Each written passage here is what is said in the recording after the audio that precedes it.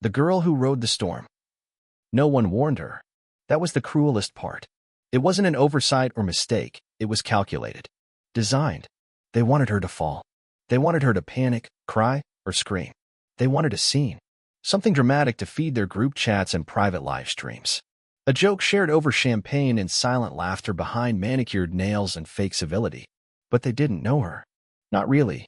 Just 15 minutes later, the same beast they'd set upon her would bow before her in the center of the field, silent and obedient, while the entire arena held its breath. And the man they all feared, the heir to a trillion-dollar legacy, would stand before them on the podium and declare, "Whoever touches her again is an enemy of the Ashbourne family." But before the cheers, before the fury, before the gallop that shattered their expectations, there was only a girl in bunny ears. Her name was Lena Moore. The Ashbourne Royal Polo Grounds were an empire of wealth dressed as tradition.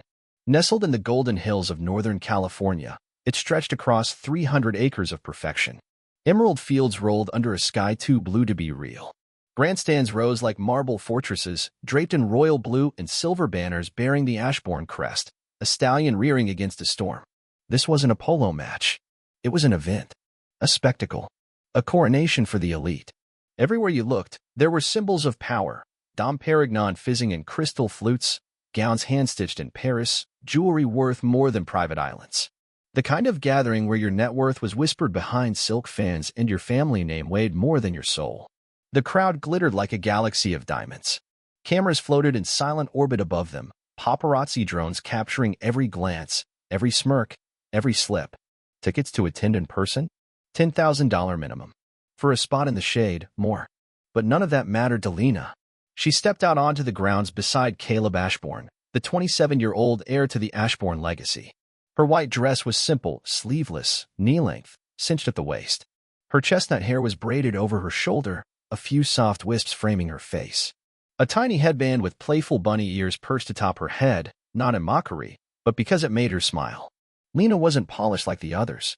She was striking in the way a summer storm is striking, unexpected, powerful, and impossible to ignore. She'd grown up on a ranch in Montana, taming wild colts before breakfast, learning to ride before she could write. Her hands knew reins the way others knew makeup brushes. Her spine knew how to bend with a gallop. Her soul pulsed to the rhythm of hoofbeats. But to the crowd, she was a joke, an outsider, an embarrassment. Whispers sliced through the air like razor wire. "Who let the petting zoo in?" muttered a girl draped in sapphire, her voice loud enough for the live stream. "Is she lost?" "Bunny ears," scoffed another, raising her phone to snap a picture. "Is this a costume party or a coronation?" "She's not Ashbourne material," sneered a third. "She looks like she bought that dress from a thrift store." Phones clicked. Hashtags formed. Hashtag bunny girl, hashtag gold digger gone wild, hashtag Ashbourne scandal. Lena stood beside Caleb, her fingers brushing the braid on her shoulder. Her face was calm, serene even, but her eyes, hazel, steady, and bright, flickered with fire. Her father, a retired cavalry officer, stood miles away in a small living room in Billings, Montana, watching the live stream on his cracked phone. His hands shook with fury. This wasn't just an insult to Lena, it was a public lynching of her dignity. Caleb stepped forward. The murmurs quieted. He took Lena's hand in his, held it high, and faced the crowd. "This is Lena Moore," he said, his voice echoing through the field. "She's my partner. She belongs here because I say so." Gasps. Audible. Even over the live stream. Someone in the front row dropped a glass. Vivian Hart, daughter of a luxury brand mogul and longtime Caleb admirer, laughed cruelly. "She looks like a mascot," she said, flipping her hair. "Maybe she'll hand out carrots at halftime." Even the polo captain, an aristocrat from Spain, scoffed. "She has no pedigree," he whispered. "He's destroying his legacy." Lena said nothing. She didn't flinch. But she felt it. Every word. Every glare. Every click of a camera. Caleb squeezed her hand, then handed her a small silver medallion. "Just ride the gentle one," he whispered. "Stormcloud. The white one. He's safe. No pressure. I just want you to enjoy yourself." Lena nodded. She smiled. But something in her heart had already shifted. As Caleb stepped away for a call from the board, the wolves closed in. Vivian. Amelia. Preston. The whispering heirs of forgotten empires. Amelia, Caleb's cousin and a decorated polo champion, grinned as she walked past Lena in her Swarovski-studded riding boots. "This isn't an anime convention, sweetheart," She sneered. Try the petting zoo next time. Laughter. Snapping phones. And then came the trap. While Lena waited at the stables for Storm Cloud, Amelia whispered something to the stable master and subtly switched the nameplates. Lena was led to a different horse. A nightmare. His name was Midnight Wrath. A towering black stallion with eyes like fire and a soul forged in chaos. Once banned from competition for attacking a rider, putting a man in the ICU. Rumored to have crushed another to death. Untrainable. Unforgiving. They handed her the reins. She didn't know. She believed it was Storm Cloud. Until it was too late. The crowd tensed as she climbed into the saddle. Phones lifted. Bets were whispered. 10 seconds, Preston said. She won't last more than 10. Vivian smirked. This is going to be delicious. Amelia's laugh was ice. She's about to learn her place. Lena sat tall, her bunny ears still on, her fingers light on the reins. Then, Midnight Wrath reared. The ground trembled. And Lena whispered, "Let's dance." The horse screamed, a sound that sliced the sky, and bolted. The grandstands erupted. Phones flashed. The live stream exploded. But Lena didn't fall. She leaned low, her breath sinking with the beast beneath her. Her thighs gripped like steel. Her fingers didn't yank the reins, they coaxed, guided, persuaded. She wasn't trying to dominate the horse.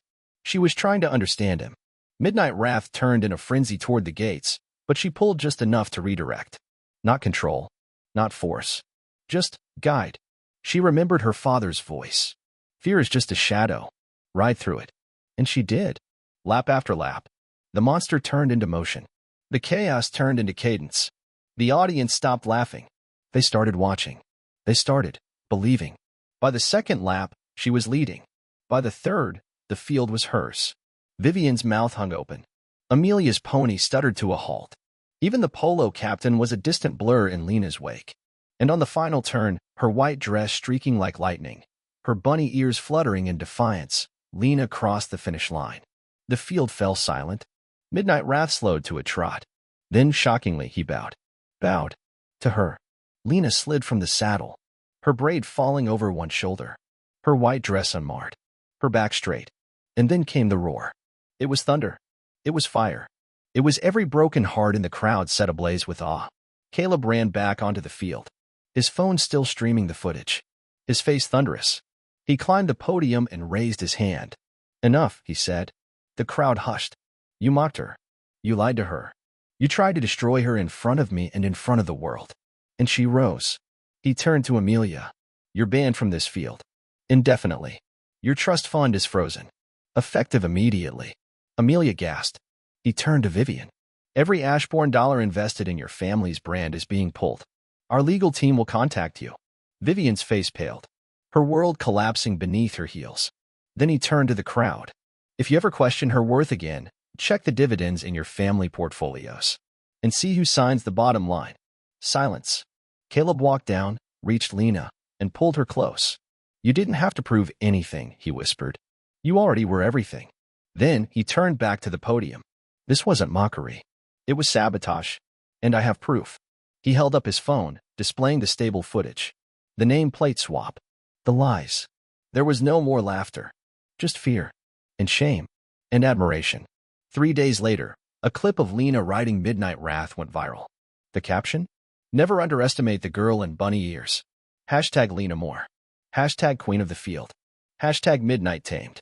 The Ashbourne grounds installed a plaque the next week. Lena Moore, champion. Tamer of the untamable. And Caleb? He sent out wedding invitations with a single line at the top. That girl is the next Ashbourne. And everyone knew. She wasn't just a rider. She was a storm. A queen crowned in silence, fury, and grace.